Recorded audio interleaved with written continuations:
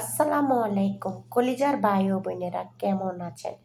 আজকে কিন্তু আমার খাবারটা সেই মজা। কেন মজা জানেন? আমি আজকে ভর্তা বানাইছি বাংলাদেশের মতন কইরা। তো ভর্তাটা কি ভর্তা দেখেন, ভর্তার কালারটা কি সুন্দর, সবুজ কালার। বটবডি, রসুন, ধইন্যা পাতা, কাঁচা মরিচ, পিঁয়াজ সিদ্ধ করে তেলে ভেজা পরে ভর্তাটা বানাইছি। ভাই বিশ্বের যদি করেন ভর্তাটা এত মজা হয়েছে, এত স্বাদ হয়েছে তা বলার কথা না।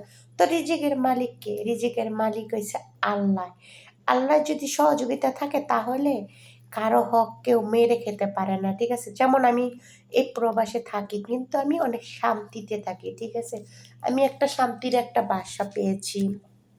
আমার সব দিক দিয়ে ভালো, আল্লাহর কাছে আমি সব দিক দিয়ে ভালো। তা আল্লাহ আলহামদুলিল্লাহ আলহামদুলিল্লাহ কইরা কই। জানেন খাবারটা সেই মজা। যদি একবার আপনারা খাইতেন তাহলে বুঝতে পারতেন যে খাবারটা কত মজা হয়েছে। মানে অনেক দিন পরে এভাবে ভর্তা বানায় খেয়েছি, বুঝছেন? তো রিজিক মালিক যেমন আল্লাহ, আল্লাহর